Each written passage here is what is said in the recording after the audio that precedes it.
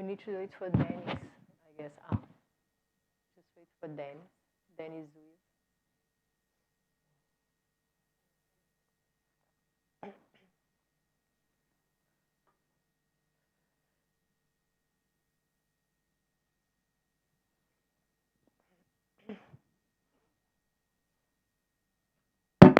Oi.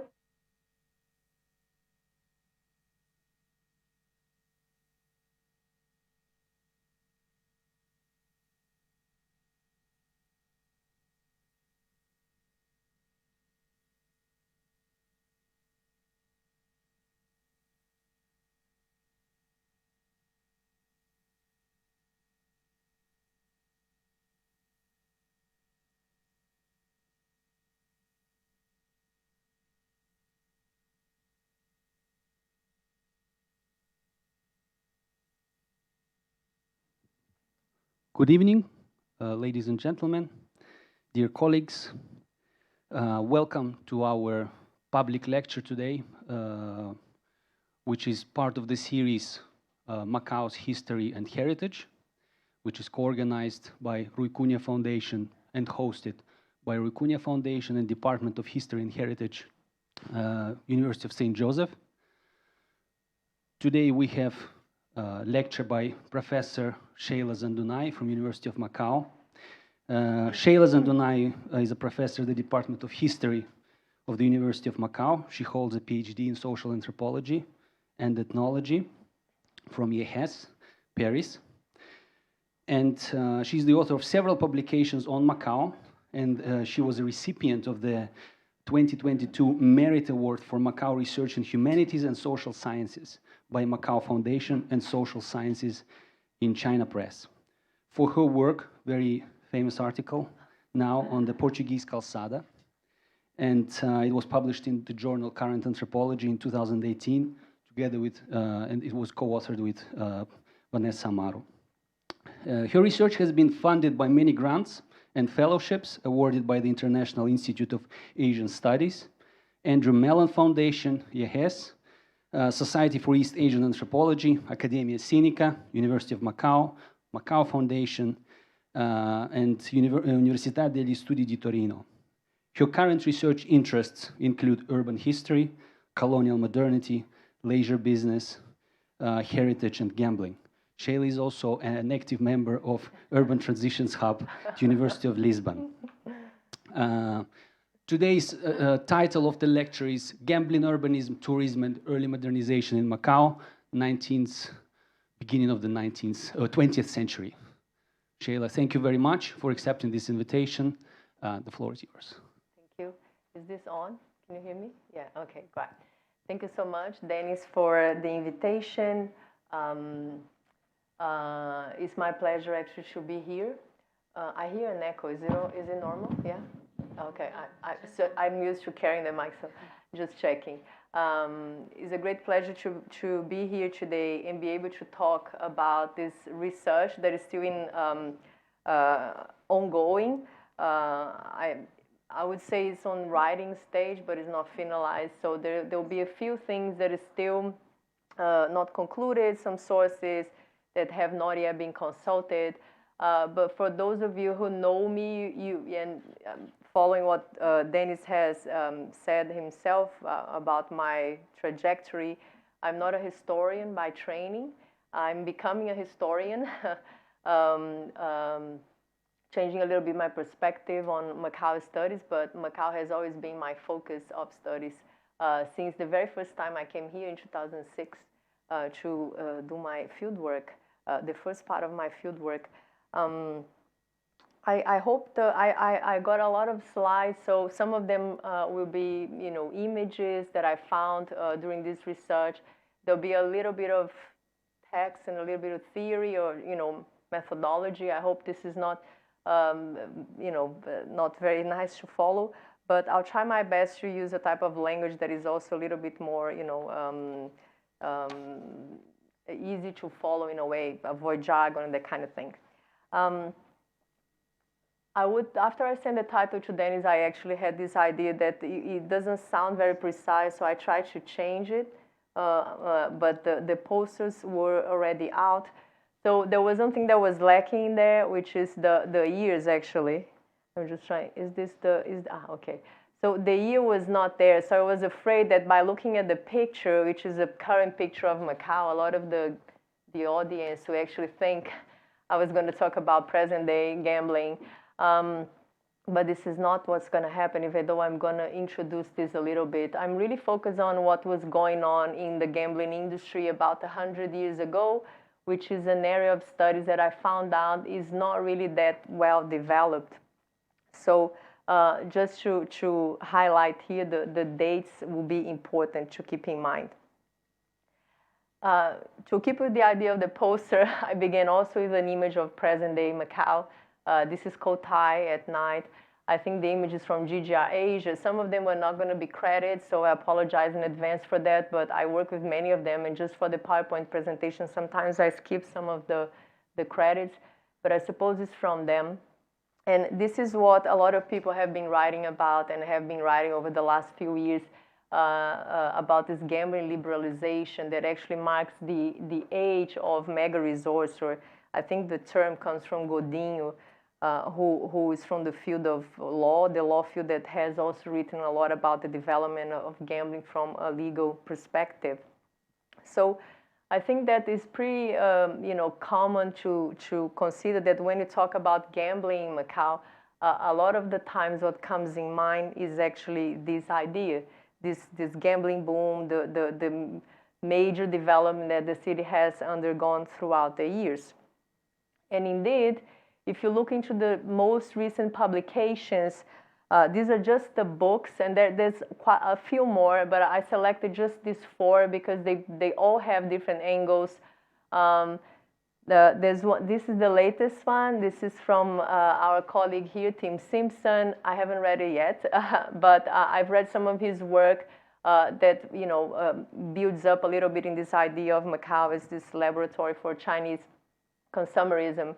And when we see the types of publications that have come out over the past few years, there's one very common thread, this idea of casino capitalism, and coincidentally, it shows up in all the titles except this one, which we will use something else we talk about the Macau miracle. But there's indeed a lot of reasons for us to understand or to realize why is it that gambling is in the spotlight in all things regarding Macau. The gambling boom or the miracle, as Victor Zhang and Paul San had said, have completely changed the city's economy, its politics, and arguably also its, even cultural identity in some way. And as you can see, many of these processes have been duly documented. So these are the recent publications that I've been mentioning, many of them from colleagues. There's a very lengthy production of colleagues based here in Macau. Some of them are in Hong Kong. And more specifically here, I'd like to highlight this work by Janet Ng, who is in the US. She's from the field of literary studies. And I wrote a book review about this, and that's why I'm going to mention this one. And it was very interesting because she came up with a very compelling work about the ways people from Macau so effortlessly will strip gambling down from all this glamour and the neon and the glitter that so often the industry itself will promote, often the much less controversial term gaming, which is something that you should distinguish right away. I'm going to just quote one sentence that I wrote when I was about her book in the review, and I open quote, her book provides a candid, if not gloomy, portrait of a city in search of its own humanity, trapped in a global corporate culture and tourist utopia that dictate the use of space and the death of the collective. So in many ways, this is a way of reflecting on her work to say that gambling has basically dominated a lot of different areas of Macau's lives for quite a few years. And that's why, again, to go back to the idea I was mentioning in the beginning, it is still pretty much in the spotlight when you talk about gambling and, and Macau being a gambling city and so on. Then, without a doubt, if you really think about this gambling development, there is for sure reason to believe, because of the type of works that you can find, that it has also being framed from the start as an urban issue.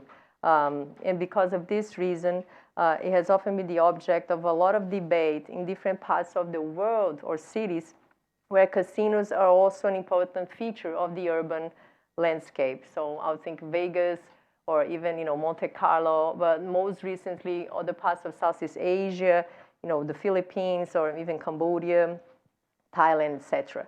But as it turns out, Macau's liberalization era has also been covered in this regard. There's a couple of works here, Macau and the Casino Complex by Stefanel, who is an architect.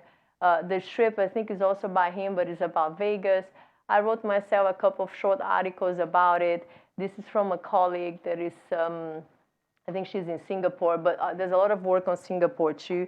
So this has all again, being documented in many, many different ways, showcasing this urban or the impact of gambling in the urban environment in different ways. But there's something that began kind of making me a little bit more curious was to think the different from many of these different, casino cities or locations, gambling's history in Macau is very old, even when compared to Vegas and even Monte Carlo, actually. Even though the Casino de Monte Carlo was actually opened in the second half of the 19th century as the first gambling parlors in Macau. So we're talking about history that spans nearly 180 years about now, if you consider the first licenses for the commercial exploitation of Fantan. And as I came across, this information that you often see in, any book about gambling will kind of shed some light on the history of this industry. I began realizing that there's a lot of mention to gambling, but we don't really see that much. How does it translate in terms of an urban presence? So even if this presence suggests more modest beginnings, we're not really talking about the casino era here. It has existed in different forms and colors, as many people would actually know or have, written about, or even be able to recollect from family and local stories and anecdotes. A lot of people, when you talk to, elders that live in Macau, they will bring up, the gambling parlors, the Fantan, etc. So my guessing was a little bit of like a comparative thinking. If you have, in Macau's urban fabric, a lot of traces that come from different types of processes or, events that took place here, like the religious missions that left their imprint, or the opium trade that also has, material imprint in the city space, or the fact that Macau had been divided into two cities for, nearly 3 centuries, and you still have a wall that shows that you should have some kind of remnants or remains of this early gambling development in the 19th century. Or the turn of the 20th century, which is my focus here. So I divide into two. This is, for most of you, this is probably not new. So there's 2 major eras before the liberalization, which is not included here, but the gambling licensing era, which basically anyone who wanted to open a business, a gambling business, should request permission from the Macau government, and they will issue a license and, open. These are mostly like gambling rooms, not casinos proper, that I divide in 2 phases. The Fantan rise is the most common game, and the pre-monopoly is because there's a few changes that will take place here. They'll basically, culminate with the gambling monopoly era in the 1930s, which is still a bit earlier than, the CRED-DM gambling era that everybody's more familiar with. So as I began searching for signs of this old gambling presence in Macau, in order to consider if there were possible ways to organize, examine, and eventually categorize gambling, I could not find much, actually. As it seems, though, it's not that the information doesn't exist. It is there, but it's not framed as an urban matter, right?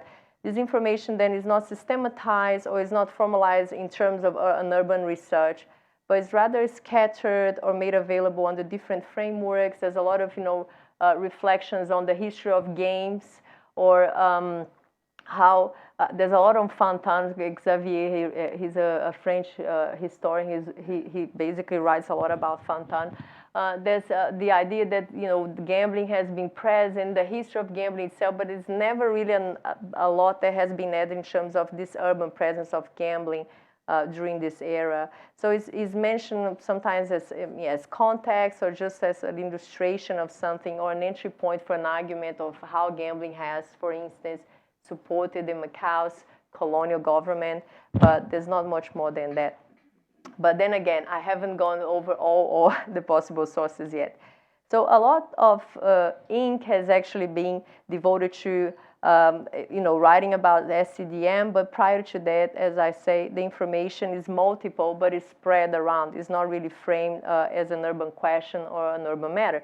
So I came to this conclusion because I also began looking into, this is just a few examples. I don't have anything listed here, but I also began looking into the history of urbanism or urban development in Macau during this era, and there's never a singular mention to gambling or any type of gambling activity or how gambling money is actually financing city development, for instance, which we know back already in this era over a century ago is a very important source of revenue for the colonial government. But there's not a mention to the fact that gambling is directly or indirectly related to the development of Macau in urban terms as well.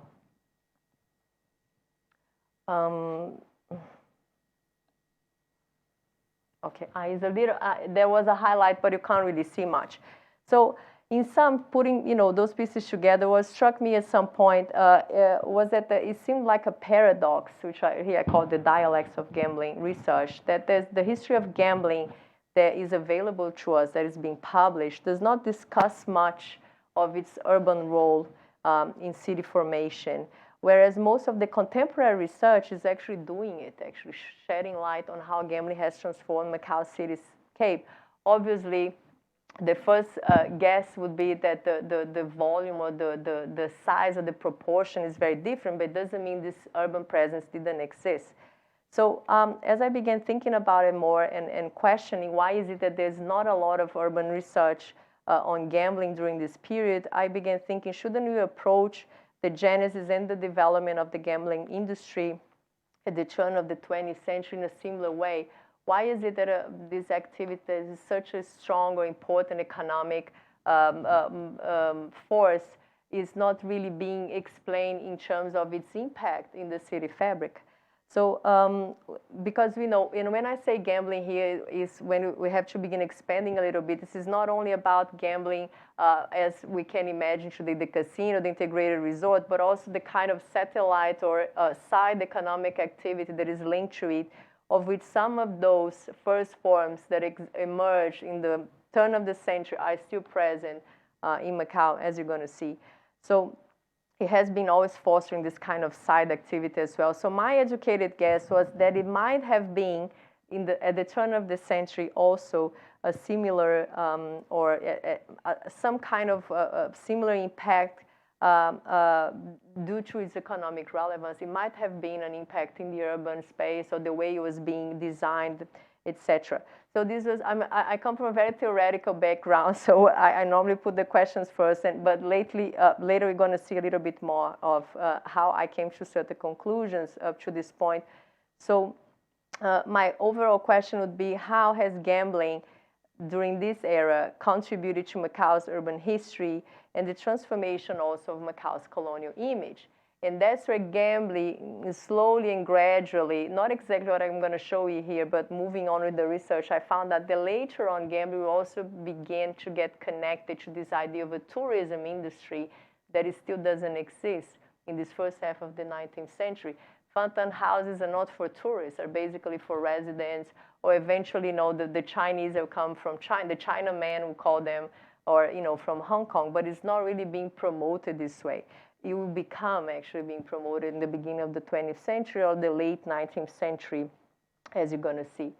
So I found this is a very interesting author, Philippe Fauré, wrote a lot about, a little bit about Macau. I think he's just curious about it because it's not a lot of his work, but he will condense this economic force that gambling has had and has become over the years throughout the 20th century, and that also justifies why is it that the government has harnessed and used it over the years in a very efficient way, right? By contrast, actually, I'm thinking with any other type of economic activity that is happening in Macau during this era, there's nothing that brings more income to the government than gambling, except perhaps for opium, which was still legal until 1944, 5, actually, at the end of the Second World War.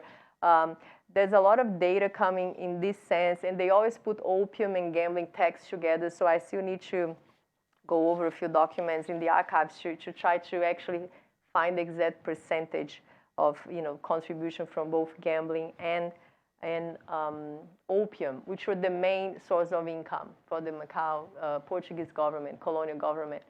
So these are some of the questions, and I begin asking myself, and that's sort of basically because I'd seen some data already, and in the hope that raising these questions allowed to define or help me define what kinds of sources I should look for. And my first question was, where were located Macau's first gambling-related developments? So these Fantan houses, where were they? So I suppose a lot of people have an educated guess about this, but how can you actually find the location? Are they still there? Have been demolished? How did they look? How did they look like, etc.? Which parts of the city? A second question, a little bit broad, that I will not cover, but just like as a guide, how the transition from this licensing era to the early monopoly in the 1930s has materialized into the cityscape, and that's when you begin seeing more consequential changes in terms of how gambling, changes the landscape. Has gambling produced new types of business? Has it promoted them or generated new urban typologies?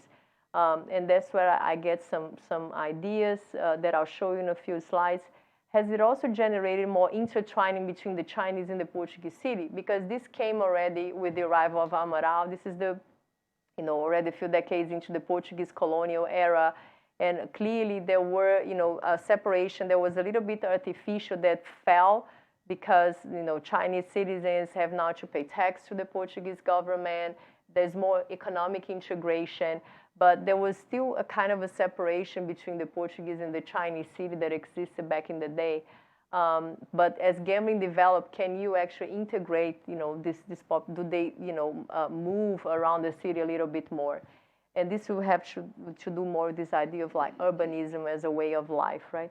In which ways has gambling shaped Macau as a tourist center in the south of China? So this is the place I'm trying to get, but I don't have much to show about this today.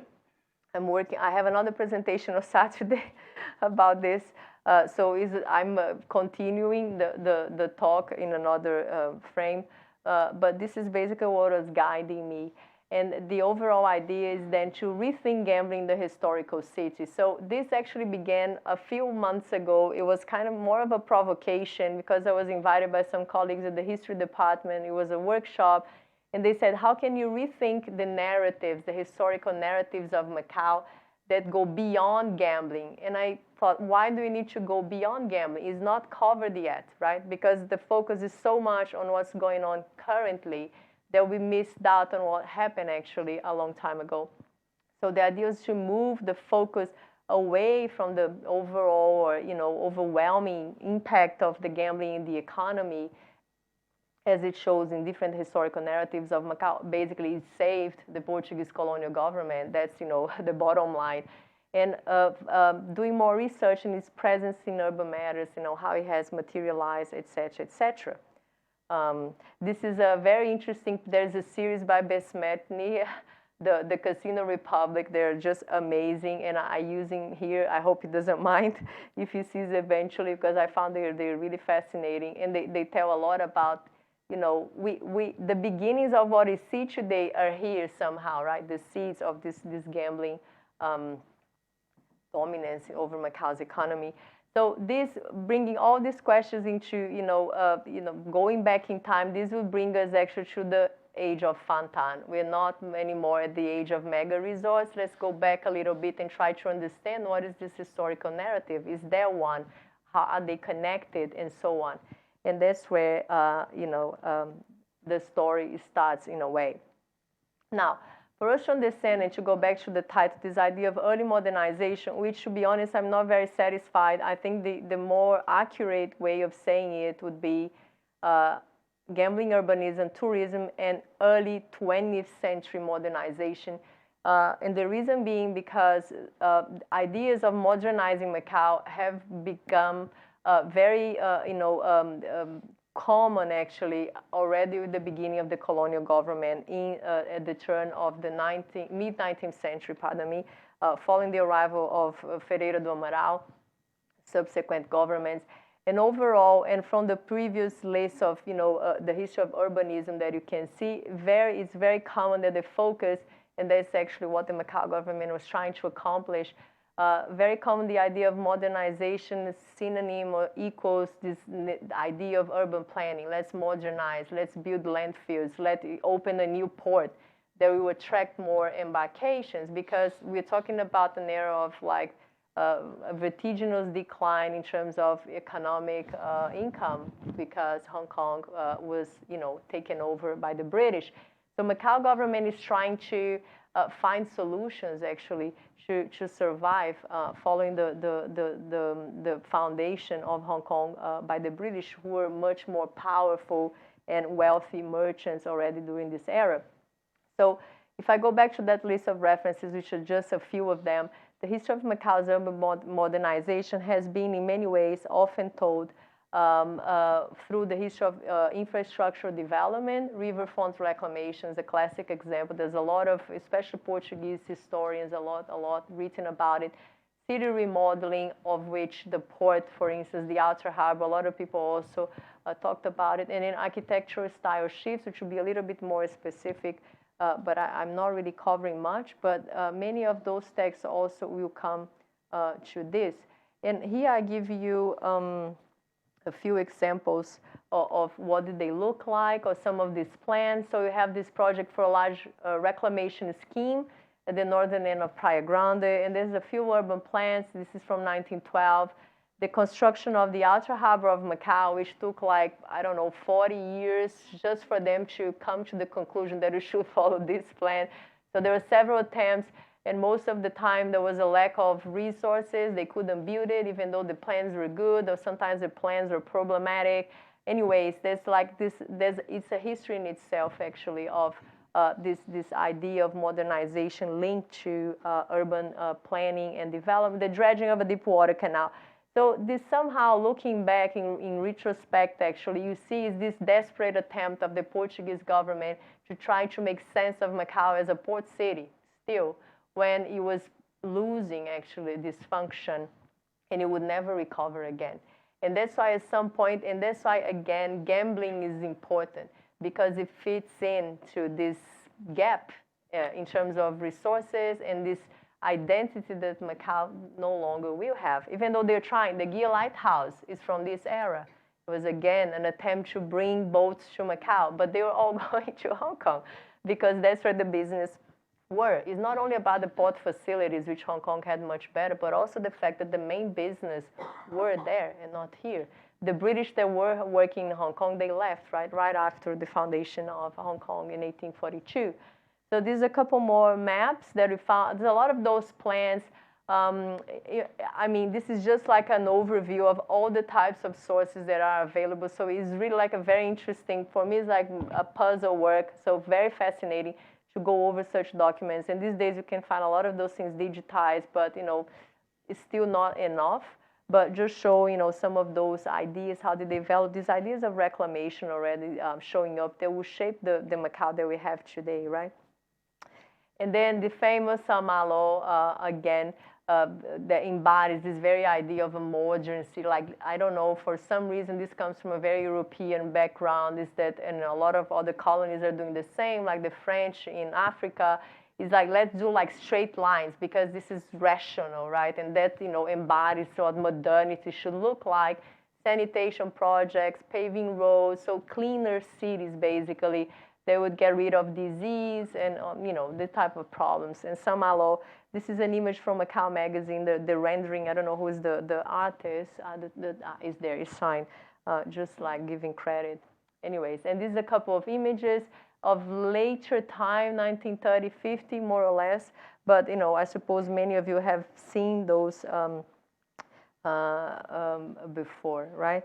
So these are overall very summarized, right? Modern approach that highlight the importance of city remodeling and the construction of infrastructure for development, for creating a new image of this colony that is really losing power and capital, but it doesn't want to show, its weakness in a way. So again, under this centralized, more top-down approach to Macau's urban modernization, little will be said about the role of gambling, because gambling is really just perceived as a source of revenue. Nobody wants to tackle that in a way, because it's always linked also to just types of immoral economies and so on, from the Chinese clearly today, but also back in the day. So there's no consideration about the role of gambling as an incubator of new urban types and urbanisms at this colonial plan, and how this Chinese modernity that is emerging too. I'm going to show you a timeline, is also intertwined with all this. So for us to understand how gambling might fit into this idea of modernization, it is important that you come back, or you can find a few clues when you look into the concept, the very meaning of the word urbanism, which has a kind of a double meaning depending on how you ascribe it. So it can be defined as a way of life that is characteristic of cities. So when I come to this idea of gambling urbanism, what I'm saying is that this is part of city life. It's not only about the buildings at some point, or the casino, gambling parlors, but how people live around this. And the other idea of urbanism is that more technical, related to planning or urban development, and how you tackle this planification and so on. So I think gambling basically combine these two types of urbanism that are here defined more or less to get to this idea. So you would refer to this urbanization process. Sometimes they are planned, most of the time they are not, where gambling development is an intrinsic part. It's basically pushing or promoting development, and that, as a result, will impact the way the city look like, or the character of place, because Macau will become a gambling city. It is not. It is not yet called this way, but it will eventually. The idea will pick up. And also the urban experience. I'm not doing this. This is something I would do as an anthropologist. You can go over, accounts or, testimonies and so on, but I haven't touched that part yet. So I think also to define gambling urbanism, you need to break down into two. You have like the direct, first the direct urban forms, or how gambling is changing the urban landscape with things that are linked to the gambling activity proper, like hotels and pawn shops, which are in the gambling parlors, obviously. And then you have the indirect impact of the gambling economy at large, which has to do with the fact that the Macau Portuguese government is basically relying on taxation coming from gambling to survive in many, many ways. So if you really, consider gambling urbanism to also include any money that is being, used maybe to build a port or to do land reclamation. So the force of gambling transforming the city, scape, or the Macau's urban landscape is extremely powerful and important. But this is something I'd like to do, but I need to go to the Economic Bureau records, and I haven't done this yet. Anyways, let's go to the pictures. I still have a few minutes, but that's where I would like to get. So let's have a look into this history proper of the gambling, rising and emerging as a very important economic source, and also, a feature of Macau's identity down the road or over the years. So this is just a very interesting timeline. This comes from the gambling miracle, I think. I don't recall right now. I'm sorry about that. I added a few things too, just to show a few highlights. So the Macau government was already tapping into new financial sources that were not exactly gambling, the gambling that we know with Fantan, which begins in 1846, but like any types of lotteries, horse racing, anything that would be available. All the texts will link this to the fact that that's the way Portuguese would do things in Portugal. So they're just like transferring this knowledge to the colonies. And then 1846, have the arrival of Macau, that is basically a watershed, and that's when gambling is really like promoted and legalized. The first licenses are issued. Amaral is assassinated here in 1849. And then you have different, then this idea of an industry or a sector that is actually forming at this stage. Now, I like showing this other timeline because you see that what's happening in China could not be more remote of what's going on in Macau, because this is a time of major political turmoil, and China has been in political turmoil for at least half a century since the takeover of the Hong Kong by the British. I'm not going to go over it, just to show that there were like main political concerns that were at stake, and China was not really involved with what was going on in Macau, even though it will come up, especially with when the nationalists found the republic. There will be actually the first times that the new Chinese power will voice their discontent with foreign encroachment in Macau. So there's a few factors overall that I put together. There are many more, but just as an example of events or moments that we actually have a success in Macau's gambling industry, and that is still the case today. So this is a pattern. This cross-market is extremely important. And the fact, for instance, that gambling was forbidden in Hong Kong in 1872 will have a major impact in Macau because the money was in Hong Kong. So the people coming here would normally be the moneyed Chinese or also foreigners that would come and gamble. Gamble was very popular among the Chinese. There's some books. There's a book called Chopsticks and Gambling by, it's very interesting. It goes into this history of gambling being part of Chinese culture, etc. And it was reported by many accounts that it was very common that people would gamble anywhere on the streets all the time. And the end of the coolie trade, which was one important source of revenue for local traders, merchants, and the government, that will leave a few people without an option. So eventually they also join, this new sector. So these are a couple of images that come from Memory Macau by Macau Foundation. Some of them also overlap, can be found in the archives. And this is a little bit more of context. Gambling is legalized and taxed.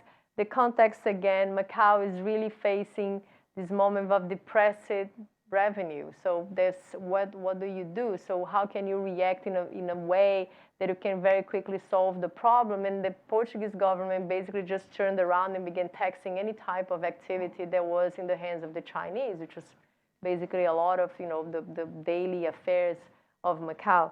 So one of the solutions is then to institutionalize gambling by legalizing and taxing it, beginning with Fantan and Pacapil, which is still practiced in Macau, right?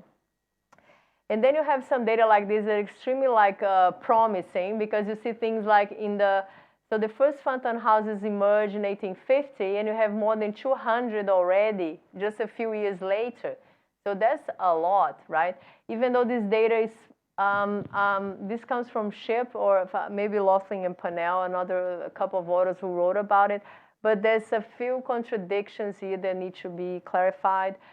So basically, many authors will, again reaffirm that the gambling industry is basically the main income of the Macau government with opium. And again, opium is still monopoly. See, I wrote monopolies, but the opiums are monopoly, not really the gambling at this stage. So this is an old image of, players on Fantan.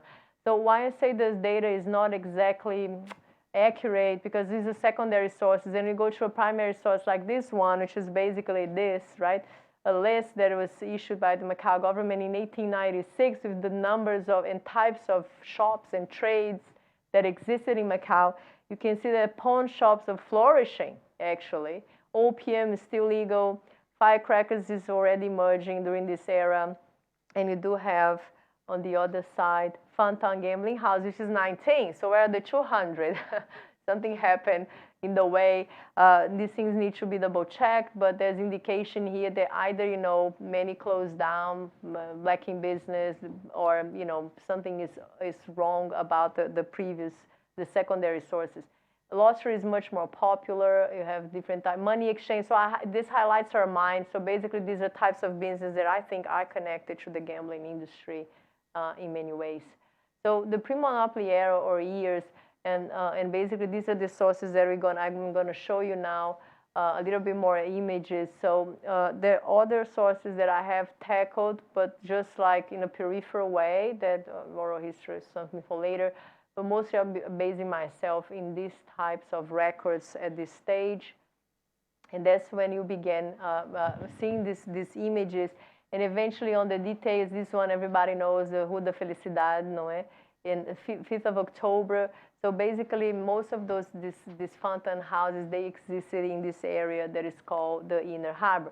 And then I found this couple of images at Getty Foundation, which is just amazing, also Inner Harbor, but I couldn't identify where they are located.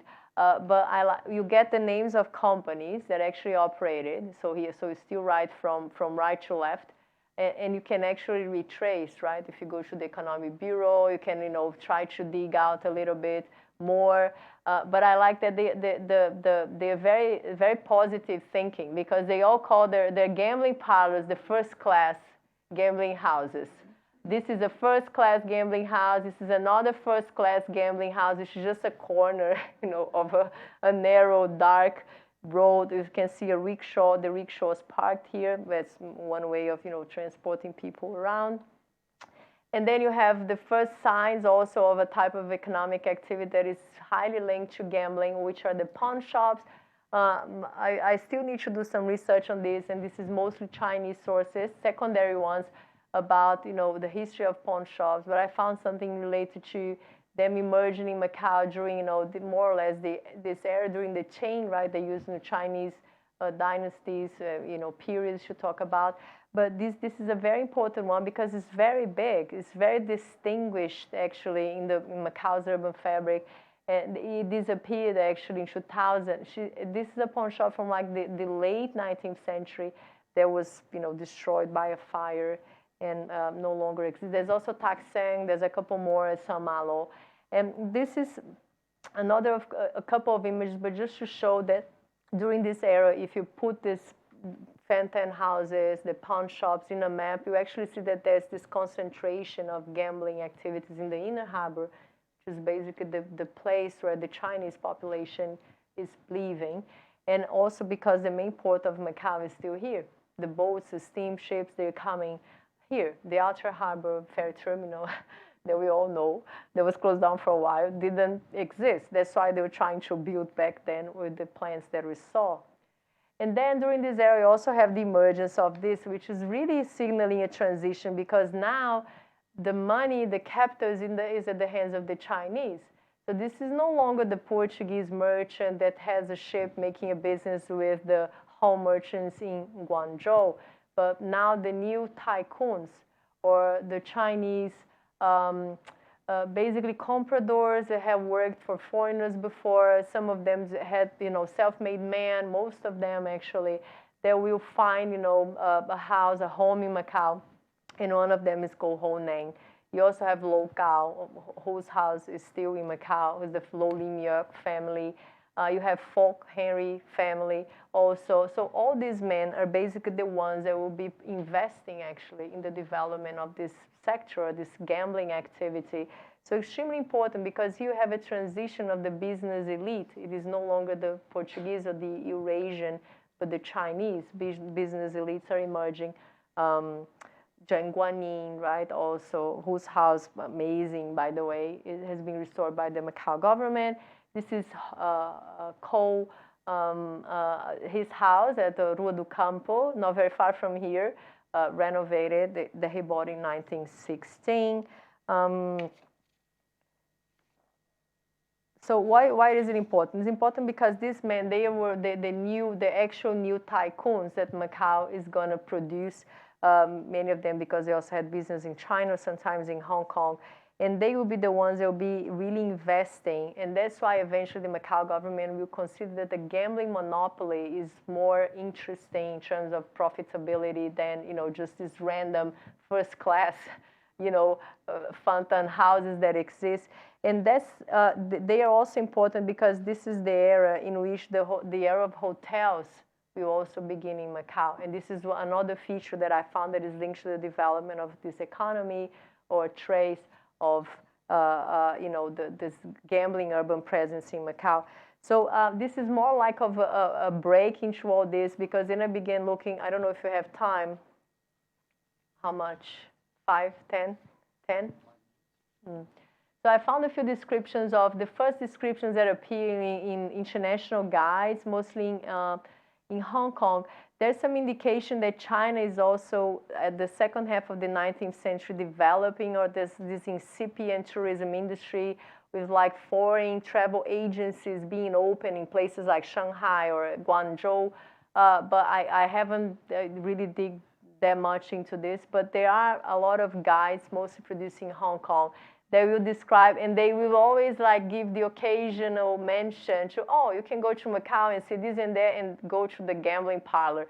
But it's like it's kind of shy yet. They are not really openly promoting it, but they say, oh, you know, you're a busy businessman in Hong Kong, you just go to Macau for the weekend and go, you know, play Fanta, which is like a mini business game, etc. This is from a guide published in 1895. This kind of a traveler's or travel journal, actually. This is amazing. So you can buy this because I found in a few like auctions, they sell by like 20, 30,000 Hong Kong dollars, a guide like this. Yeah. Sometimes you can get it cheaper because they really don't exist anymore. And it's a pity because you can't find much. Probably libraries in Hong Kong would have.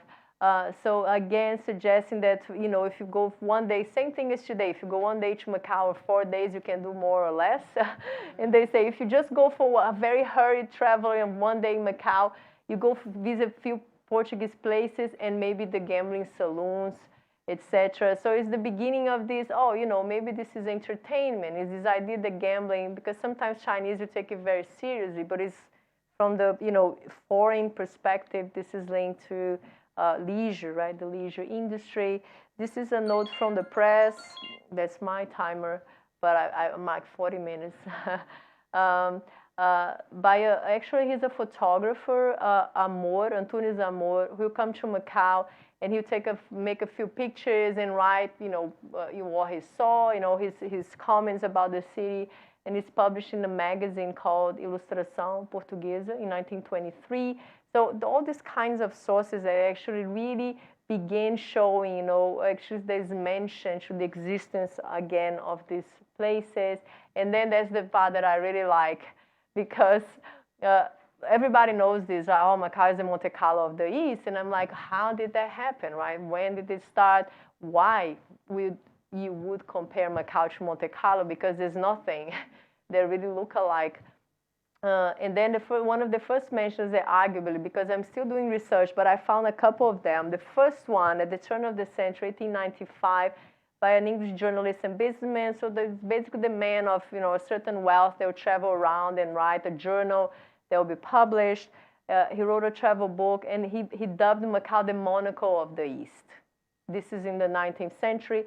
In 1907, you have another book, East of Suez, a very long title. And there will be a whole chapter dedicated to Macau that is called Macau, the Monte Carlo of the Far East. And then I began looking a little bit. This is Monte Carlo, which is, you know, a city in Monaco or a place in Monaco that only has one casino since the beginning. It's the only one, and it looks more or less like this since, you know, 1860-ish, 61. And I found it was at least wishful thinking on the part of, you know, these writers. And I'm trying to guess, that's the only thing I can do, interpret, why is it that they would actually compare Macau to Monte Carlo? And the only thing that comes to mind is the fact that maybe because it's one of the few locations that actually has legalized gambling in Europe, and that's, you know, an entry point for comparison. But if you really look like into what gambling looks like in Monte Carlo and in Macau, as you can see, the little first-class gambling, you know, parlor at the corner of a, you know, dirty road, and the patrons, there's no way of comparison. Like, this is what Monte Carlo Casino looks like inside, and there's what the Macau Casino looks like inside, just like a saloon, right? Basically, more or less during the same time. So Monte Carlo was also similar to Macau and similar to many other casino locales around the world, the decision to legalize gambling often comes because these are states or cities or governments that are going into bankruptcy, or they need to find new source of revenue. There's no other justification overall, and that's the same case for Monaco, and basically saved Monaco. But the clientele was a little bit more moneyed than the clientele that would show up in Macau. Now, I think my time is almost over. I just want to show that with the new Chinese businessmen, the tycoons, the compradors, you're actually going to slowly transitioning from this type of inn that we have sometimes in the inner harbor to more sophisticated accommodation. This is Hinky. They changed names like 4 times, and ended up by being the Riviera Hotel, and it was demolished. Very beautiful, but demolished. It's basically currently where the Bank of China, not the headquarters, but the one across from BNU, was built. And there's a plate actually that is nearby, so you can see an old image. This is the hotel. So that's when you begin like getting these famous guests that come from Hong Kong, intellectuals. There's also Boa Vista that I didn't mention.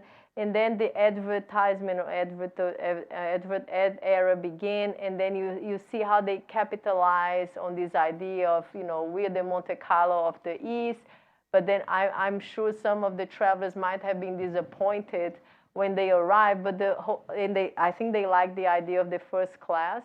And I think the gambling industry has still these days also builds up a lot into this glamour, and they have all the slogans, right, that you have heard so many times. And the Central Hotel. The Central Hotel is like my edge, because this is the one that was actually built in the 1920s. And it was turned into the main hotel of Tai Hing Company, which is the first monopoly of gambling. And the Central is very important because it really changes what Macau looked like. Now we're talking about verticalizing and building high-rise. It was called like Macau skyscraper, etc.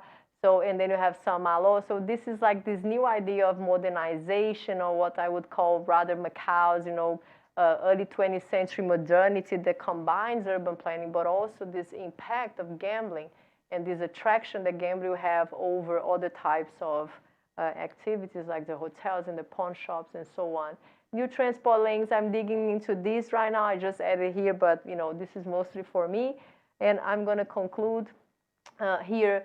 We do notice also over these few decades that there's a shift actually of the center of economic activity as gambling migrates more or less from the inner harbor to these new areas of the city with the new hotels. The Central mostly is really like a watershed. And later on you have all the CRED-DM properties in this area, in the new landfills. Is really like a change actually in the way, the economic core of Macau is of the gambling actually at least is established. Anyways, just as conclusion, this is some of the consequences. So you have new urban typologies that double as new business, as the hotel and the pawn shop that didn't exist. The pawn shop a little bit, but not really the hotel. Macau becomes more verticalized, beginning of this verticalization of the city. We have a city layout that is more modern. We have the grid that is favored over this very organic city fabric that characterizes the Chinese settlement, but also the Portuguese city, and the moving of the city core from the inner to the outer harbor, also obviously complemented or encouraged because of the development of the outer harbor. Thank you very much. I'm sorry if I went a little bit over time. Thank you. Thank you.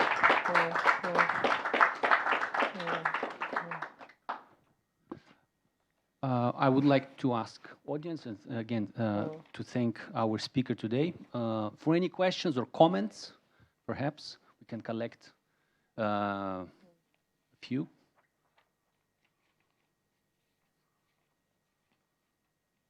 You're doing a lot of research now. What is the aim? Give us some focus on what your research is going to try and come into? Seems quite scattered. Yeah, What you're looking yeah, at. it's quite a lot actually, because this is more, I realized that as I began doing it, I really started out with this idea of gambling urbanism. Where is gambling's urban presence in Macau in the beginning of the century, when it's such an important source of income for the Portuguese government, and nobody talks about it. It's always in passing. Oh, and then Macau is this and this and the plan, because there's a lot of this idea that the Portuguese government wants to show that it has these great ideas, and a lot of them will not materialize, but it's important to show that they are working on it. And in the shade, gambling is burgeoning and is really like, you know, creating this new class of business tycoons, this new Chinese elite, and you have these new urban forms that are emerging in the city connected to this economy. Because the heritage is not a tourism industry that doesn't exist yet. So why would people come to Macau? Obviously, there's the attraction. You know, they come here to rest, etc. It's different from, you know, Hong Kong, where everything is rushed. But gambling is slowly integrating this idea as well. So I think I would divide it actually. As I began writing, I realized that I had a lot. So I'm going to really focus on this. One part is this. I want to, you know, show how gambling is related to new urban forms in the cityscape in the beginning of the 20th century. And the second part, we try to understand when I show the excerpts from the guides or travel journals, how slowly gambling gets to be connected to an idea of tourism that it still is not in the beginning. It's just an economic activity, you know, for the Macau government to generate money, but slowly also become a feature of Macau's identity in a way as a tourist city. So this is the beginning of this tourism modernity that eventually I want to get to, but not for this first part. Let's put it this way. Thank you. More questions or comments?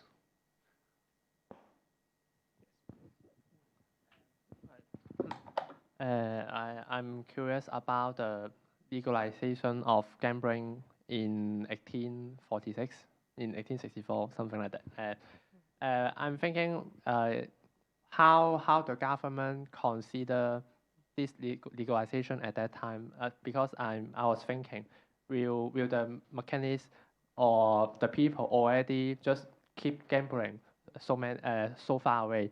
Therefore, the government said, oh, so just let them gamble legally and pay the tax, or if no one gamble at that time or few gamble at that time, but the Portuguese government want to earn more to compete, then they let them legalize. So what is the meaning of the legalization of Fantang?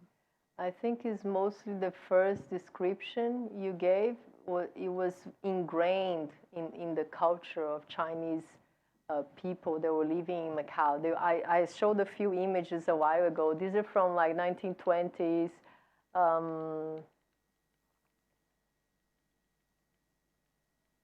It was a very common activity in the streets, and you know, Macau's weather, you know, pushed people out of the houses. There's no aircon, so people basically be on the streets on what a lot of people call the Chinese bazaar, but it's basically the Chinese settlement or the Chinese part of town. And it was just exactly as you described. The government steps out and say there's already people making money with this, because they were always betting, right? It's not just gambling for the fun. There's wagering and betting. And the Macau government realized, okay, so you're going to tax. Because, again, with Amaral, there's no more a Chinese official that is ruling over the Chinese population. There was a sub-magistrate from Henshan that would basically come here and distribute land. If you needed to build something, you need to ask for permission. That was separated. There was like two jurisdictions. And in 1846, with the arrival of Ferreira do Amaral, this finishes. And now if you're a Chinese citizen or a resident of Macau, anything you have to deal with, you have to deal with the Portuguese government. If you need to build, you need to renovate your house, or you need land, or also pay tax over economic activity. So that's what they see. So they'll tax many things. They'll tax like the salt meat. They'll tax any business actually that the Chinese were already, you know, involved with. Yeah. This is something that many authors will describe, actually. It was really like a turn to what was available to try to create, very fast create revenue, because the fact that the most business that were here went to Hong Kong really created a very big problem for the colonial government, because there was no sources of income. I mean, important ones anymore. Thank you. Thank you. Any more questions, comments? Maybe I will have just one comment. Yeah. I know you've had a long talk already, so we can wrap up. Okay. The idea of Monte Carlo is something actually we discussed also earlier, and Las Vegas and this kind of comparison. This could be maybe the early attempts to sort of brand Macau. Yeah. And attract. So it was part of marketing because it was in English, right? I don't think it was in Chinese comparing to Monte Carlo. So it was attracting the British, perhaps from Hong Kong, and thus giving impression that this is a European city that is nearby and it's attractive. And so this was part of this ongoing comparison of Macau with other places. But here, I think the question is, doesn't Macau have its uniqueness? It's always been compared to Monte Carlo, to Monaco, or to Las Vegas. And we discussed this hybridization. It's not hybrid. It's really a unique city which has its own unique features. So, well, I think that comes a lot with the fact that these guides specifically are written by British. And it's very common that in the literature, and even if you read about Macau, when you read Portuguese sources, English sources, Chinese sources, it's different. The history of Macau changes with the language. I mean, obviously there are common points, right? But there's a lot of things that are not the same, and it depends on the language. And obviously the British, they were the most important power at that time. And what they write ends up, becoming what people see, right? Because that was, is the channels you have a publication, distribution, who is reading it, how many guides that were written in Portugal. That's my next thing, right? Because I think I'm going to work on this separately too. This idea of Monte Carlo is really important to the beginning of this tourism modernity of Macau. But how many guides are written in Portugal? They probably describe Macau in a total different way. Even mentioning gambling reached any other audience which was not the, Portuguese cities national that was there. So I think the language here is very important. And during this era, English is becoming the lingua franca in the China trade. Portuguese is no longer, spoken by all traders that come here. So it has to do with the British imperial system, of which language is also part. Maybe I'm expanding a little bit too much, but you see the idea, right? It really has to do with who is describing it and to whom they are selling this, basically. Power of language and discourse as well. Thank you. Thank you. Well, if there are no comments or questions, I would like to wrap up, and I would like to thank again our speaker today. I would like to thank Rui Cunha Foundation for hosting these lectures, and I would like to thank you, the audience, for coming today, discussing, and I would like to wish success also to Sheila in further research and writing. Thank you so much. Thank you, Dennis. Thank you.